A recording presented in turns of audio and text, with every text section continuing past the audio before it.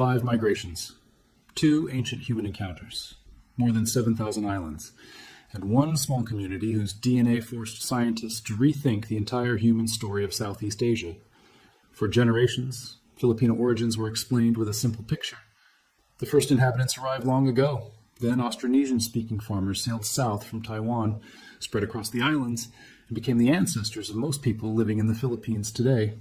Spanish colonization came much later, adding names, religion, language, and a smaller European layer. It was clean, memorable, and easy to place inside a textbook. But when researchers compared millions of genetic markers from communities across Luzon, the Visayas, Mindanao, Palawan, and the Sulu archipelago, that tidy story began to collapse. The DNA revealed not one Filipino origin, but several. And the deepest secret was hiding in a place almost nobody had thought to search. The result came from the Ayta Magbukon, an indigenous community from Bataan on the island of Luzon. Their genomes contained the highest level of Denisovan ancestry, yet measured in any living population, around 30 to 40% more than the levels detected in Australians and Papuans. Depending on the method used, the surviving Denisovan contribution is often described as roughly 5% of the genome. But the number itself was only the beginning. The pattern suggested that their ancestors may have encountered and mixed with a Denisovan-related population, separately from the encounter that left Denisovan DNA in Papuan peoples, 1 island region, 2 ancient meetings, and almost no fossils to explain where either one happened. That discovery created an immediate mystery. Denisovans were first identified from DNA recovered in a cave in Siberia, thousands of kilometers from the Philippines. Later evidence connected them to the Tibetan Plateau and other parts of Asia, but no confirmed Denisovan skeleton has ever been recovered from the Philippine archipelago. So how could the strongest known Denisovan signal survive in a mountain community on Luzon? To answer that, scientists had to look beyond the famous headline and rebuild the entire population history of the Philippines, layer by layer. And what they found was more complex than even the Denisovan results suggested. The first clue was not found inside a human genome. It was found beside the bones of a butchered rhinoceros in northern Luzon. At Colonial, archaeologists uncovered stone tools and an almost complete rhinoceros skeleton marked by cuts and blows made during butchery. The site was dated to approximately 709,000 years ago. That is more than 600,000 years before the earliest known modern humans reached the region. Whoever processed that animal was not Homo sapiens. Yet they had reached an island that required some form of sea crossing, whether planned or accidental. Long before the ancestors of modern Filipinos arrived, another human population had already entered the archipelago. That single site changed the background of the story. The Philippines was no longer simply a chain of islands first entered by modern humans tens of thousands of years ago. It had been part of the human world for hundreds of thousands of years. But the Kalinga tools did not reveal who those early island travelers were. No human bones were found beside the rhinoceros. The identity of the toolmakers remained hidden. Then another discovery, made in a cave much farther north, introduced a human relative that nobody had known existed. Inside Calao Cave on Luzon, researchers found teeth and small bones with an unusual combination of features. Some looked surprisingly ancient, others appeared more recent or uniquely adapted. In 2019, the remains were formally assigned to a new species called Homo luzonensis. At least one human presence in the cave dates to around 67,000 years ago, and later analysis has suggested an even deeper history of the site. Homo luzonensis was not simply a small version of modern humans. Its anatomy preserved a strange mixture that did not fit comfortably into any known species. Once again, an isolated island had protected a branch of the human family tree that had disappeared almost everywhere else. But here the evidence reaches a boundary. Scientists have not recovered usable DNA from Homo luzonensis. The tropical heat and moisture that make the Philippines biologically rich are extremely destructive to ancient genetic material. Without DNA, researchers cannot show whether Homo luzonensis was related to the population that later contributed Denisovan ancestry to Philippine communities. The timing and location make the possibility fascinating, but fascination is not proof. Homo luzonensis may have been connected to Denisovans, descended from another ancient dispersal, or represented a separate island lineage entirely. For now, the connection remains an open question. And that uncertainty is important, because the most dramatic stories often begin where the strongest evidence ends. What is established is that modern human ancestors eventually reached the islands and remained there for tens of thousands of years. Their descendants survive today among several indigenous communities, often grouped under the historical label Negrito, including Ayta, Agta, and related populations. That label covers many distinct peoples with their own identities, languages, and histories. Genetics confirms that they are not one uniform population. Their ancestry preserves several deep branches connected to the early movement of modern humans through southern Asia toward New Guinea and Australia. For decades, researchers often treated these communities as the descendants of one early founding population that had been pushed into forests and mountains by later arrivals.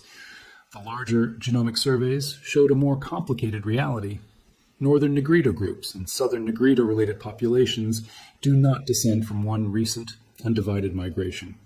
Their ancestors separated deeply in the past, following different routes and experiencing different histories. Some lineages share ancient connections with Papuans and Aboriginal Australians, but each Philippine community was shaped by isolation, population bottlenecks, and later contact in its own way. This is where geography becomes part of the genome. The Philippines is not one island with one population. It is an enormous archipelago divided by seas, mountain ranges, forests, and changing coastlines. During ice ages, the lower sea levels exposed more land across Southeast Asia, but much of the Philippine archipelago remained separated by deep water. Reaching it required maritime movement. Once communities settled on different islands or in distant mountain valleys, contact could become irregular. A migration arriving in Mindanao might barely touch northern Luzon. A population established in the Cordillera Highlands could remain genetically distinct from communities living only a few days away in the lowlands. Isolation preserved differences that would have disappeared quickly on a connected continent. It also created founder effects, where a small group carried only part of the diversity of the population from which it came. Over generations, chance could make certain variants common in one valley and rare in the next. Marriage patterns could strengthen those boundaries further. This is why the idea of one single Filipino DNA breaks down almost immediately. National identity unites more than 100 million people, but the genetic history beneath that identity was assembled through thousands of local stories. To map those stories, researchers analyzed about 3 million genetic markers from 1,028 individuals, representing 115 indigenous Philippine populations. Places, newcomers became dominant. In others, older ancestry survived at high levels. The result was not replacement, it was a mosaic. The Manobo-related movement added one of the layers the older model had largely missed. Genetic estimates place its deeper separation near the end of the last ice age, long before the famous Austronesian expansion. Communities carrying this ancestry became strongly represented in parts of Mindanao. Their history shows that major movement into the southern Philippines was already happening thousands of years before farming voyagers from the north were supposed to transform the archipelago. The islands were not waiting empty for one decisive migration. They were already connected to regional networks that researchers are only beginning to reconstruct. The Sama-related layer pointed toward another world, the maritime corridors of the Sulu Sea and the waters between the Philippines, Borneo, and eastern Indonesia. Sama communities have long histories centered on boats, coastal settlements, fishing, and movement across modern borders that did not exist when those routes formed. Their genomes preserve connections shaped by the sea rather than by national maps. Smaller traces of South Asian ancestry in some Sama groups also fit the reach of Indian Ocean trade networks and the influence of maritime states that linked South and Southeast Asia long before European arrival. Then came a Papuan-related contribution, strongest in certain southern and eastern communities. This did not mean that one modern Papuan population simply sailed into the Philippines as a single group. Population labels and genetic models describe relationships, not passports. The signal indicates ancestry connected to the deeper populations of near Oceania and the ancient movement of people through island Southeast Asia. Its presence adds another reminder that the Philippines was connected in more than one direction.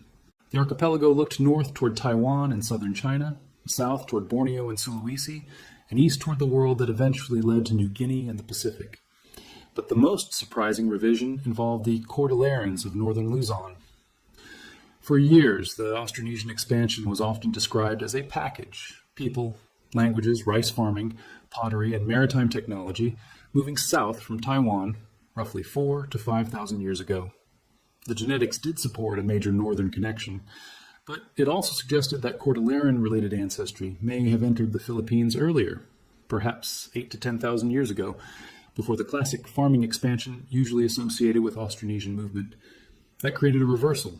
The people could have moved before the full agricultural package. Language could spread without complete population replacement. Farming could be adopted after communities were already established.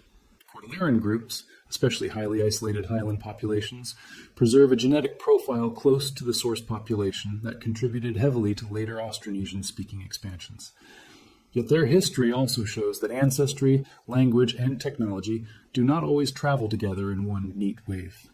The textbook model had bundled them together because the pattern looked elegant. The genome pulled them apart. This does not erase the importance of the Austronesian expansion. Austronesian languages now stretch from Madagascar in the west to the remote Pacific in the east, one of the widest language distributions in human history. The Philippines was central to that movement. Seafaring populations moved through the archipelago, carried languages and cultural traditions, and contributed ancestry across islands, Southeast Asia, and Oceania.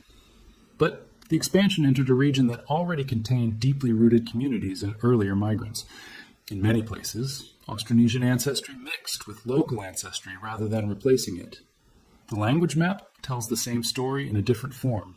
More than 100 Philippine languages survive, most belonging to the Austronesian family, yet their similarities do not mean every speaker descends from one recent population. Languages can spread through trade, marriage, prestige, education, or political power, while much older ancestry remains in place. A community may adopt a new language without being replaced, just as it may adopt farming, religion, clothing, or a surname. This is why linguistics and genetics sometimes agree on the direction of movement, but disagree on its scale. The words may travel farther than the people who first spoke them.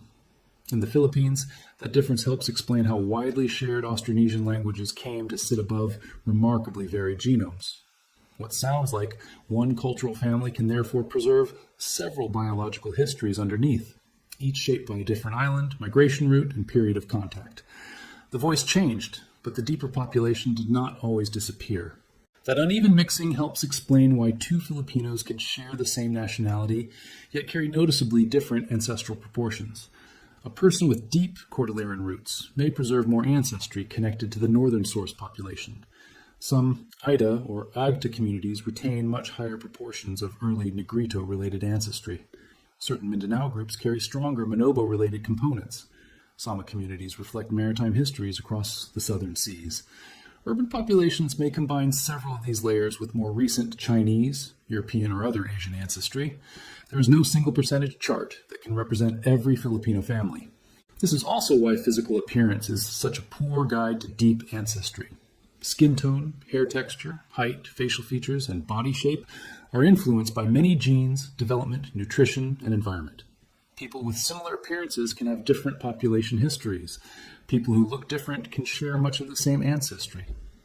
The Philippine archipelago has produced extraordinary visible diversity, but the most important genetic layers are not always the ones that can be seen. Some of the oldest signals remain hidden inside fragments of DNA that have no obvious effect on appearance at all. The later historical layers are real, but they are often misunderstood.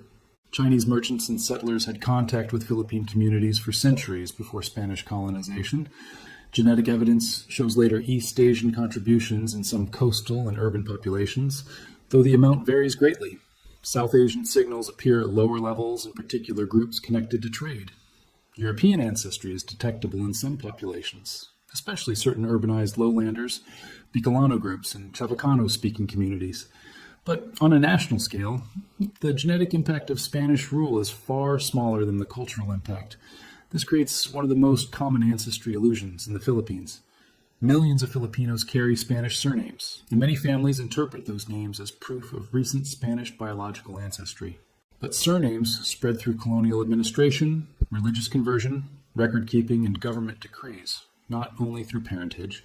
A Spanish family name can be inherited without a Spanish genetic ancestor. A person with no Spanish surname may still have some European ancestry. Names preserve history, but they do not function as genetic tests. The same caution applies to claims about being pure Filipino. Genetics does not reveal a pure original population waiting beneath later mixture. The earliest modern human settlers were themselves descendants of older migrations and contacts, and yet one signal remained so unusual that it stood above all the others. When scientists compared archaic ancestry across 118 Philippine ethnic groups, the Ayta Magbukon did not fall where the standard regional model predicted.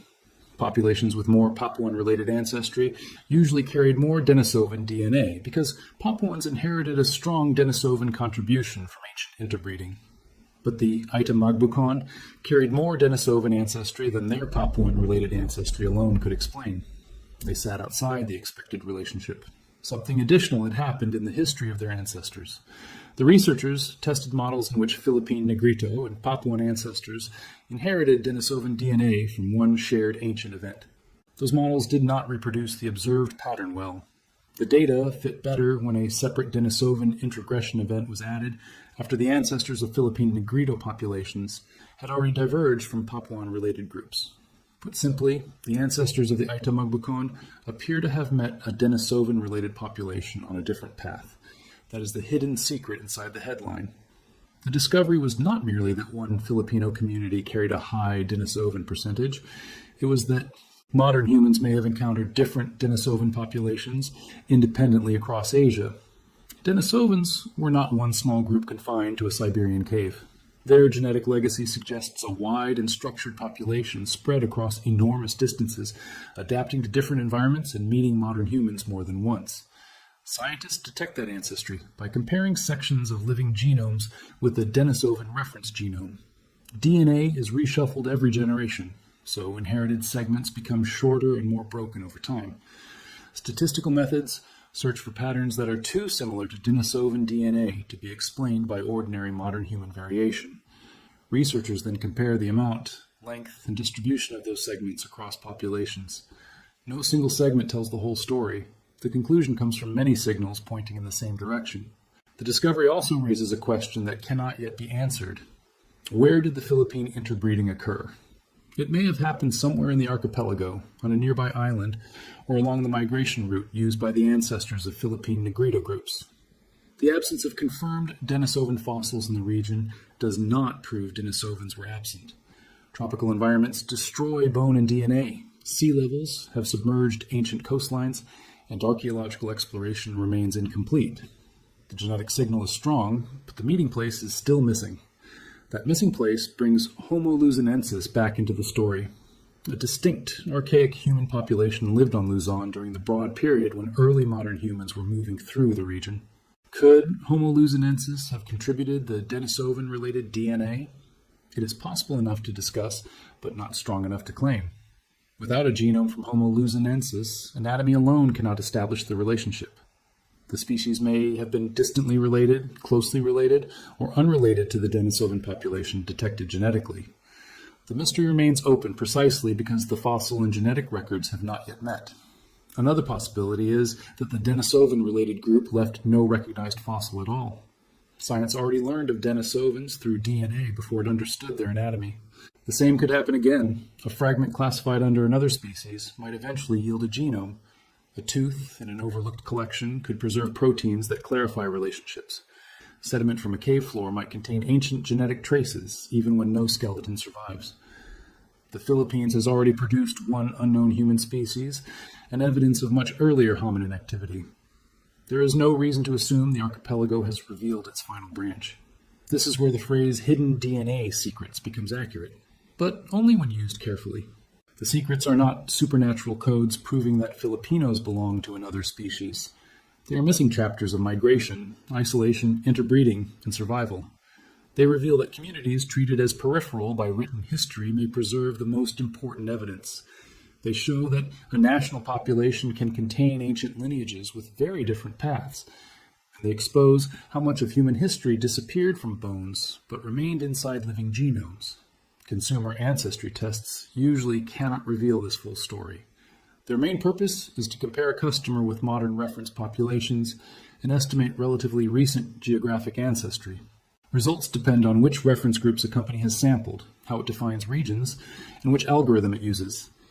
Filipino users may receive broad categories such as Philippines, Southeast Asian, or nearby regional labels.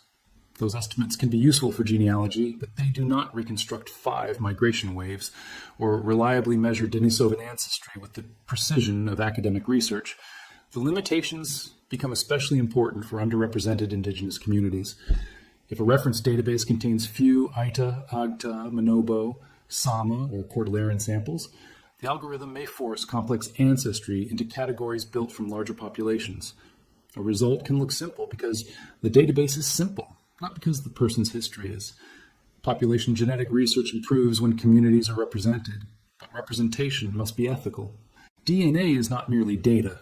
It comes from people with rights, land relationships, cultural knowledge, and long memories of outsiders collecting information without sharing control. The Philippine studies required cooperation with many communities, and their value depends on that participation. Future research must go further by ensuring informed consent, transparent goals, community access to results, and limits on how samples can be reused. A dramatic discovery can attract global attention while the people whose DNA made it possible receive little benefit. That imbalance matters especially for indigenous groups facing land loss, discrimination, and pressure on traditional livelihoods. Scientific importance should strengthen respect for those communities, not turn them into exhibits. There is also a medical reason to understand Filipino genetic diversity correctly. Health studies often treat national or continental labels as if they represent uniform biological populations. But a risk variant common in one Philippine community may be rare in another. Founder effects, isolation, and local ancestry can influence how certain genetic variants are distributed. This does not mean ethnicity determines destiny. Lifestyle, environment, access to care, and many genes acting together remain crucial.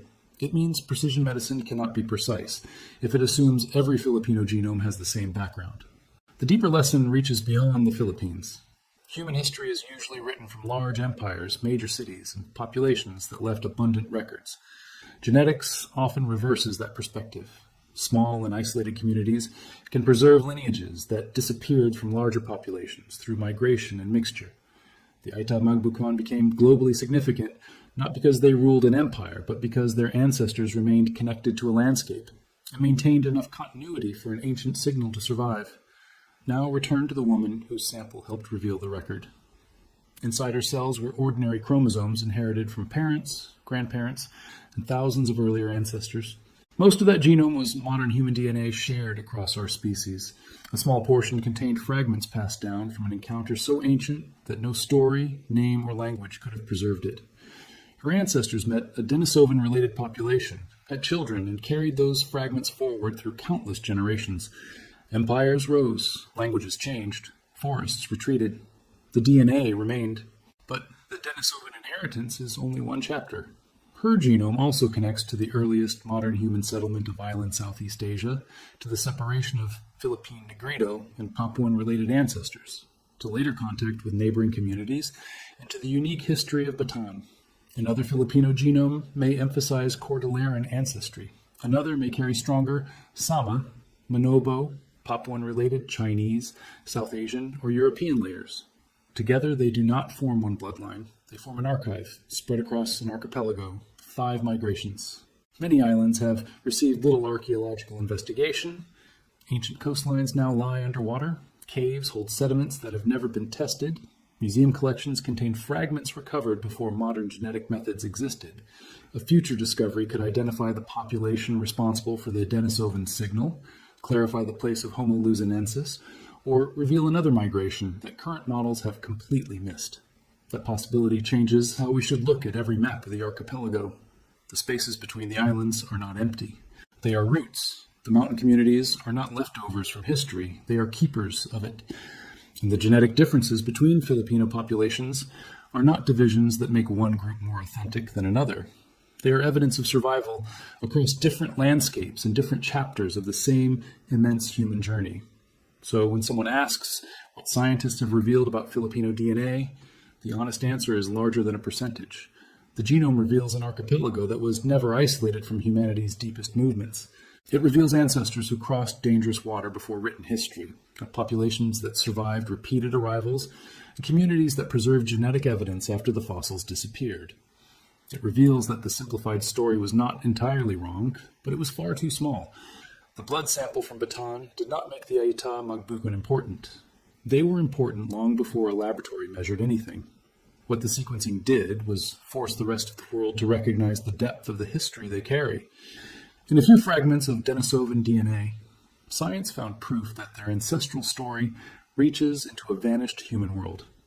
And in the broader Philippine genome, it found something even more powerful. A record of people who kept moving, mixing, separating, adapting, and surviving across thousands of islands. The fossils went silent. The colonial records began too late. The old migration model left entire populations out. But the DNA remembered.